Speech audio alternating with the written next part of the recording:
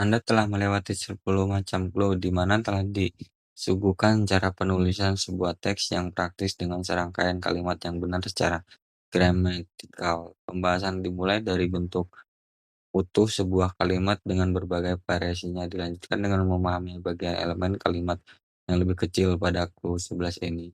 Pembahasan difokuskan pada bagian yang lebih kecil lagi dari elemen kalimat, yaitu tentang kata variasi imbuhan. Salah satu hal yang tidak dapat diabaikan dalam setiap penulisan kalimat dalam penggunaan jenis kata yang tepat. Kemampuan untuk mengidentifikasi jenis atau kelas kata dengan menggunakannya di dalam kalimat dengan tepat merupakan hal yang sangat penting. Dengan demikian, Anda semakin tahu bahwa jenis kata berfungsi sebagai subjek kalimat, pasti memiliki bentuk dan peran yang berbeda jika dibandingkan dengan kata yang digunakan sebagai predikat. Demikian juga dengan kata sifat yang berfungsi memberikan deskripsi tentang subjek ataupun objek, pasti juga memiliki bentuk tersendiri. Anda pun akan lebih bisa memahami bahwa kata keterangan memiliki variasi cukup banyak sesuai dengan fungsinya masing-masing. Pengetahuan mengenai dalam kalimat seperti subjek, predikat, objek, dan adverb sejak tampaknya tidak cukup tanpa didukung pengetahuan tentang variasi kata-kata yang menduduki jabatan tersebut. Pengetahuan yang saya maksud adalah pengetahuan mengenal afikasi, yaitu proses pembentukan kata-kata baru dengan memberikan tambahan awal atau tambahan akhir. Seperti halnya dalam bentuk bahasa Indonesia, dalam bahasa Inggris kata benda yang menduduki jabatan sukses akan memiliki variasi kata benda konkret dan kata benda abstrak. Ada sebagian kata yang merupakan bentuk asli atau akar. Namun demikian, sebagian besar kata yang kita penggunaan merupakan hasil transformasi, hasil penambahan awalan dan akhiran. Proses transformasi tersebut berlaku untuk semua jenis kata, seperti kata benda, kata kerja, kata sifat, dan kata keterangan. Di dalam bahasa Inggris, kita mengenal beberapa jenis kata lazim digunakan untuk menyusun sebuah kalimat yang disebut bagian dari ajaran secara praktis. Jenis-jenis kata ini disebut parts of speech. Di dalamnya terdapat kata benda, kata kerja, kata sifat, dan kata keterangan. Kita juga mengenal kata penghubung, kata depan, dan still yang tidak mengalami transformasi sehingga tidak perlu dibahas di dalam clue ini. Permasalahan utama yang akan kita bicarakan dalam clue ini adalah bagaimana kita dapat mengenal non-verb, adjektif, dan adverb dengan mudah, dan bagaimana kita dapat mendudukkan keempat jenis kata tersebut dalam kalimat dengan tepat tanpa memiliki pengetahuan tentang hal tersebut.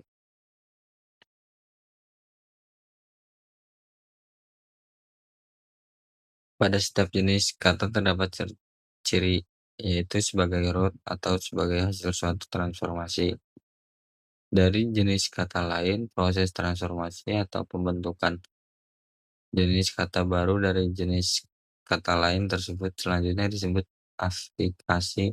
Pada afikasi, kita akan menambahkan awalan tertentu ataupun akhiran pada satu jenis kata untuk menghasilkan jenis kata baru. Jenis kata baru hasil bentuk tersebut kemudian di descriptive word. A.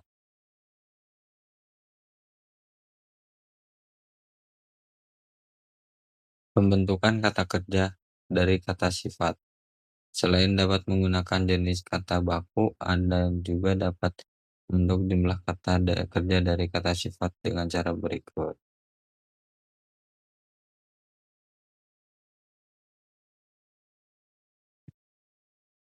Lalu yang B, pembentukan kata benda abstrak dari kata kerja dan kata sifat. Selain kata benda konkret yang dibentuk sebagai objek ataupun subjek dalam kalimat, kita juga dapat menggunakan kata benda abstrak.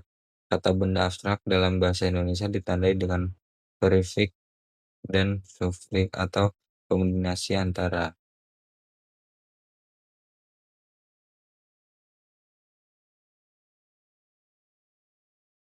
Lalu C,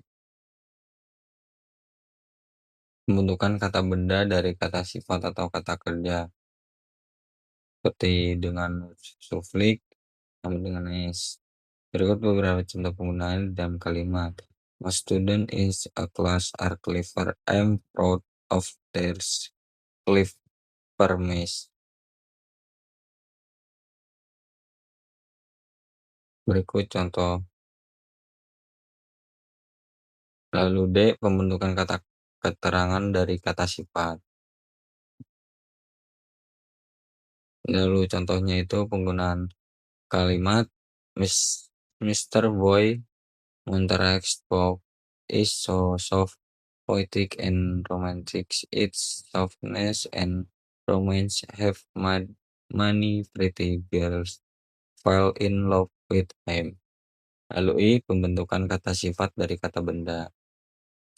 Lalu penggunaan contoh kalimat di dalam kalimat Boy Monterey has got much marvel in his work.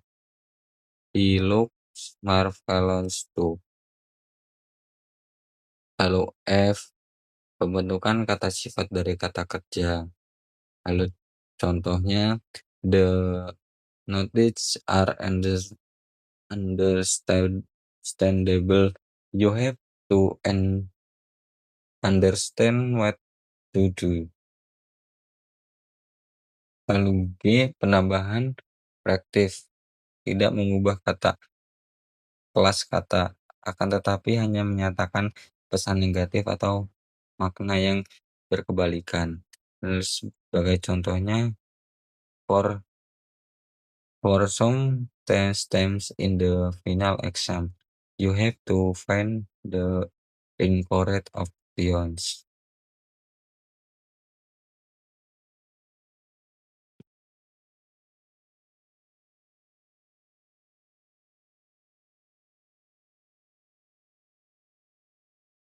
Setelah Anda mengetahui jumlah kata baru dapat dibentuk dengan memberikan tambahan awalan maupun akhiran, dipastikan bahwa Anda bisa membentuk sejumlah kata-kata baru dengan rules seperti telah disebutkan di atas.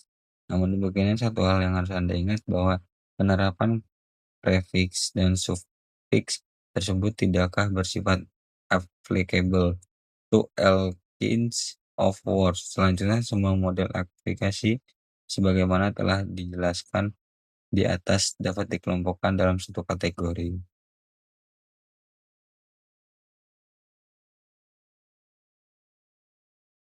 Lalu, inflectional affixes adalah semua jenis imbuhan baik prefiks maupun sufiks yang ditambahkan pada suatu kata tanpa mengubah kelas kata. Yang nomor 2, derivational affixes adalah semua jenis imbuhan baik prefiks maupun sufiks yang ditambahkan pada suatu kata sehingga membentuk kelas kata baru ke kelas kata yang berbeda. Jika suatu kata semula berupa kata benda tersebut dapat berubah menjadi kata sifat atau jenis kata lain dengan diberi imbuhan.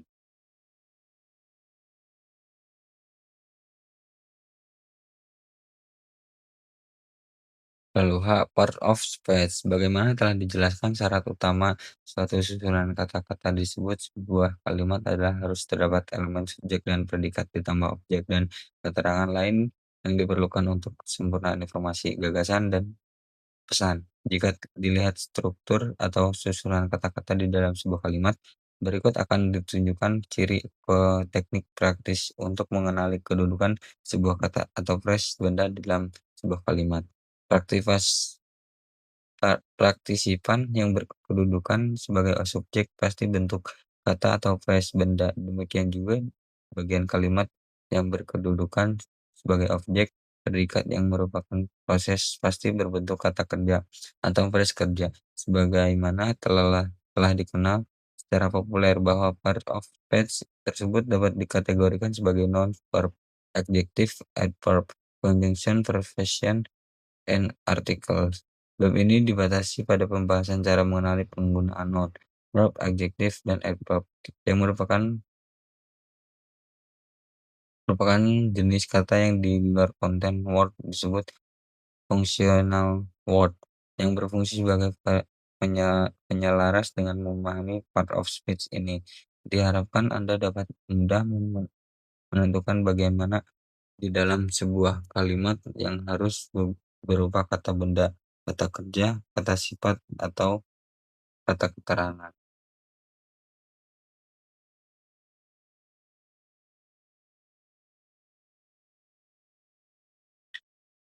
Berikut penjelasan secara ringkas tentang fungsi konten Word dan bagaimana cara mengalirnya dari sebuah kalimat tersebut. Dan berikut contohnya.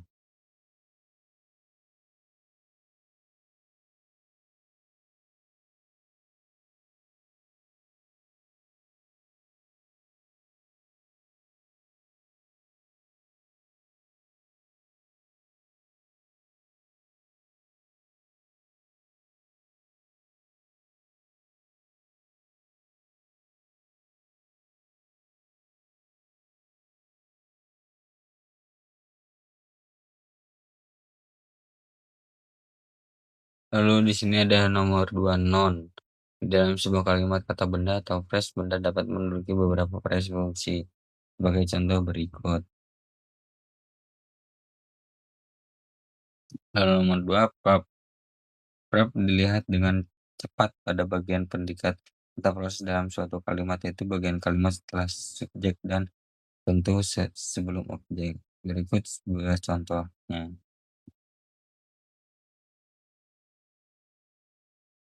3. Adjektif. Di dalam kalimat, kata sifat memiliki dua buah fungsi yang secara praktis dapat dijelaskan sebagai berikut. Lalu 4. Adverb. Adverb sering juga dikenal sebagai circumstancer, sebagian kalimat yang menunjukkan suasana yang berkedudukan sebagai penyempurna atau penambah penjelasan berita, ide, atau pesan. Adverb dibedakan menjadi dua kategori menurut fungsinya. Satu, memberikan penjelasan lebih lanjut pada proses atau predikat. Dua, mendukung penjelasan pada keseluruhan kesan pada kalimat. Pada pembahasan ini, Anda telah disuguhi dengan penjelasan masalah affixes dan part of speech. Jika Anda telah memahami, dipastikan Anda akan membuat teks tertulis dalam bahasa Inggris dengan lebih baik. Sekian, terima kasih.